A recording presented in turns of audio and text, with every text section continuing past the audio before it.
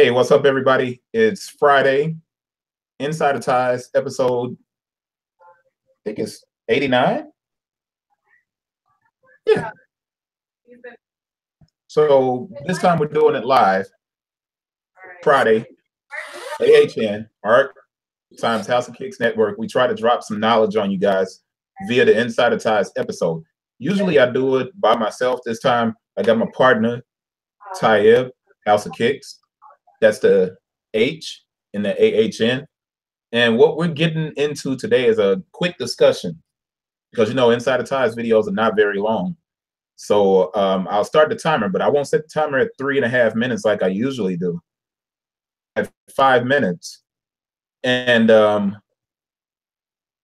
as usual, so Adidas, well, this is the thing. Tayib hit me up. He wrote an article on Housakicks, and it said that John Wall had re-signed with Adidas. I looked up, I tried to find the information. The only verified kind of source that I found was Nick DePaula writes with ESPN in the NBA and sneakers in general, and he's also a part of Nice Kicks. I tend to take all of my information from Adidas.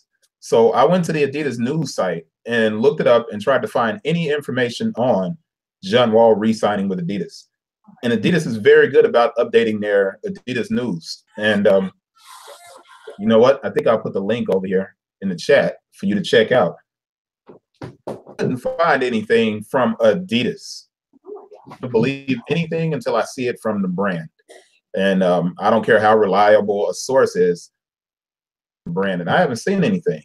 But just for the sake of the discussion today, John Wall re-signing with Adidas is big news. So what I'm thinking is I ask a few questions. Will it help to generate interest in Adidas basketball? Did Adidas really need to sign John Wall? John Wall deserved another signature shoe. So what I'll do is, because I've basically did a 2-minute introduction here, I'm going to toss it to Tayib. He thinks about it because originally Tayib discussed the fact that if John Wall has re-signed with Adidas, it just completely destroyed the myth that Adidas shoes are the culprit behind Derrick Rose's injuries. So what do you have to say about it, Tayib? Well, you know, remember what happened a few years ago? We all thought, I mean, including you were the only one that was actually different, because everybody thought Adidas shoes were so bad for basketball, and I actually believed the myth myself, because Derrick Rose got hurt, Tracy McGrady got hurt, Gilbert Arenas got hurt, and those are all like marquee players, right? And then I guess Kobe didn't get hurt, but Tracy McGrady, Arenas, and then Derrick Rose was the biggest signee for Adidas, and he got hurt. And everybody went on this trail and said, well, Adidas shoes are so bad for you. And John Wall got hurt playing with first Reebok, and then Adidas, he got hurt too. He had an ACL injury, I think, right? So we all fell into that thinking that, well, Adidas shoes are too bad for you. Actually, I bought some Adidas shoes from, what's the name of the store? They actually went out of business, Sports Authority, right? I bought the shoes there, the Adiprene for $29.99 plus tax. So I paid like $33. And that's when I got hurt. I hurt my knee. So I'm adding myself to the statistic. Not that I matter. You know, I'm not a good player and everything, but, you know, I just want to let y'all know. So I thought the shoes were bad for basketball. But here's what's the thing is. Like, when you watch all these guys like Tracy McGrady, Derrick Rose, Arenas to some extent, and John Wall, how do they play basketball? Push the pace constantly. They always push the pace. They always contort their bodies when they jump. It's always weird stuff, you know, it's all kind of crazy stuff that they do. That's how they got hurt, because they didn't know how to lane. And you mentioned it. You said guys like Derrick Rose, they played basketball all year long, and it was bad for them because by the time they entered the league, they were already done. So it wasn't really Adidas shoes. It happened to be that they were Adidas athletes, so everybody thought there was a correlation between their injuries and Adidas sneakers. Now, here's the thing. Damian Lillard is an Adidas an athlete.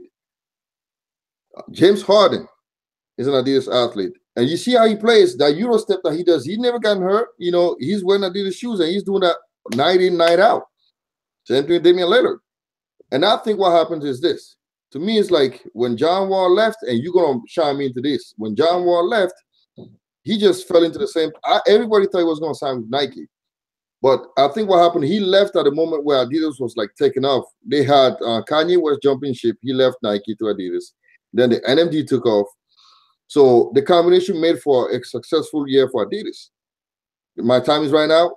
Yeah. All right. So basically, I just feel like John Wall, I say to me it's like this. He just, I guess he felt like, well, now if I wear these shoes, I'm not going to go ahead, so I'm going to go back to the brand. Because it took him 2 years to go back and re-sign with Adidas. Now, again, it's not confirmed, but this is what we're thinking. Now, right. You brought in another point that I didn't even think about, and I'll let you jump in and share your thoughts on it. When we were having this conversation, gosh, what was I saying? I can't even remember because I was just fixing my mind to talk about basically what you thought that Penny Hardaway. Well, let me mention what you said. Nike athletes got injured. Well, what you said to me that night was, I nobody was going to sign John Wall. That's why he went back to Adidas, because he was. Oh yeah. I mean that's the question that I asked at the beginning when I was setting up the live stream. Will it help to generate interest in Adidas basketball? And did Adidas need to sign John Wall? This is the thing. Everyone in the business right now knows, me and you specifically, we know that the resale of basketball shoes, not just Adidas, basketball shoes, we don't sell that many.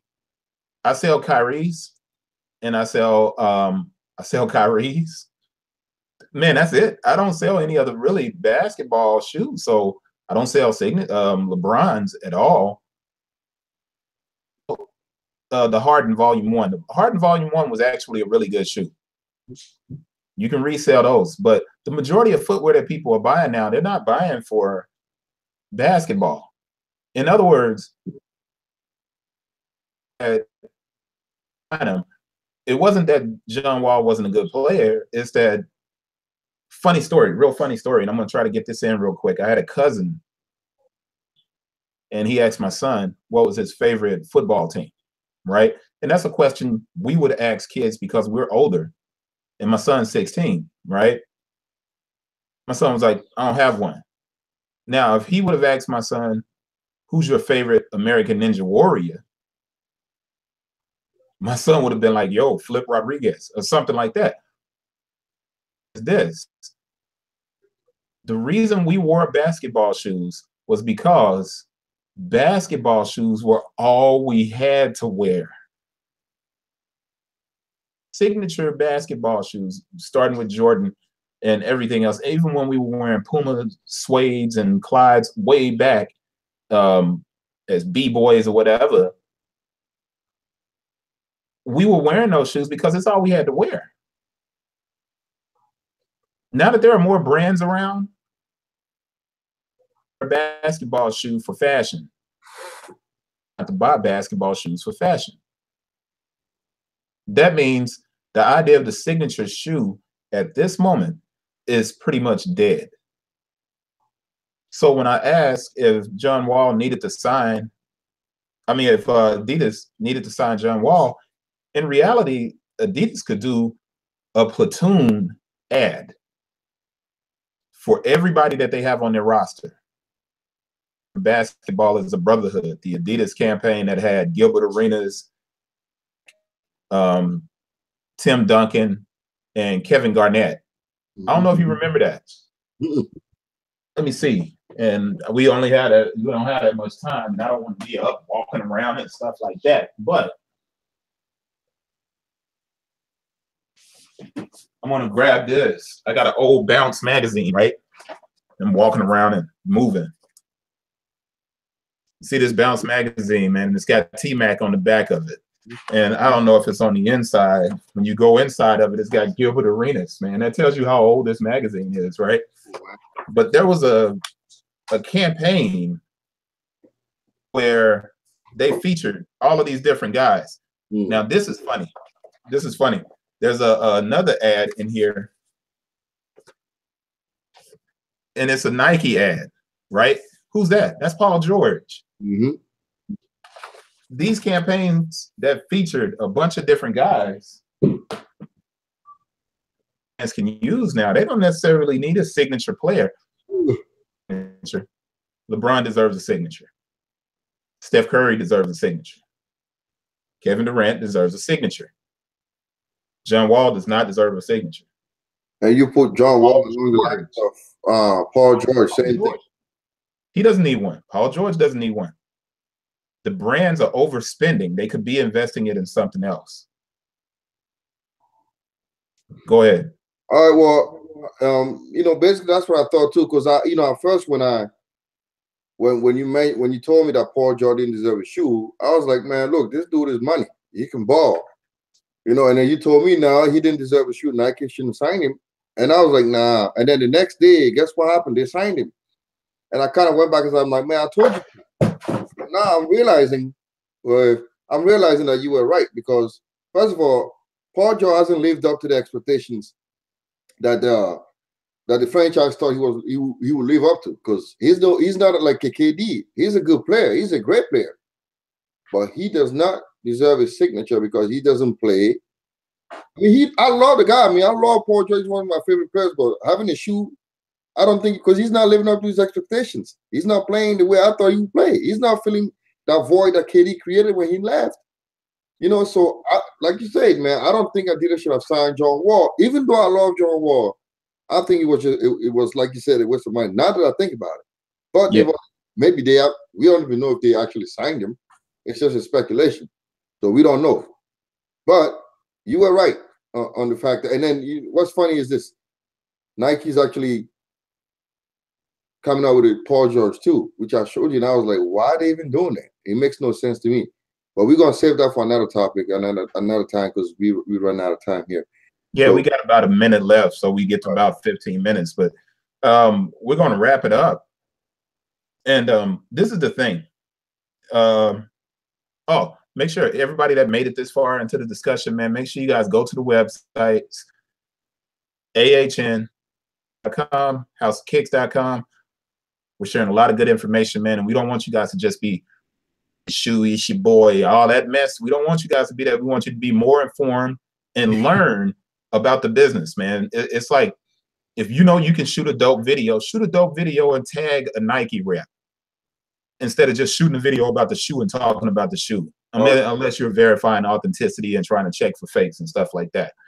But to end this conversation, and we're going to wrap it up, this is the thing. John Wall, just like you, man. John Wall is one of my favorite players, man. I love watching him play. But to sell footwear now, you got to connect to the kids where the kids are. And the kids are playing video games. The kids are doing Ninja Warrior. The kids are doing parkour and free running. Basketball is no longer the driver that it once was of footwear sales. So the brands have to start thinking about that and moving in a different way.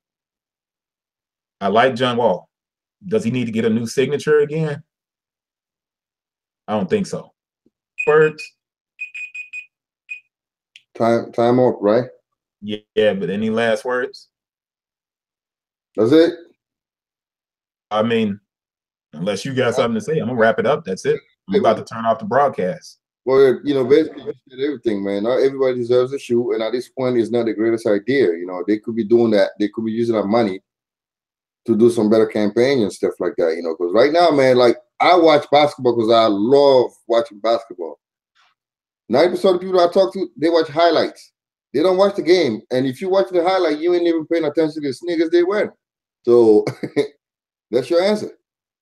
That's it. Hey, you just nailed it. What we'll leave this with is exactly what you just said. Basketball has now become a game or a sport that's watched in chunks. People are watching it on YouTube, which basically tells you that the brands need to start working on more campaigns. But that's it. We went way over. I think we're about at 18 minutes. Hopefully people stay, or they're going to watch it, or they'll come back and watch it in chunks. AHN, Insider Ties. and see you guys next Friday. All right, man.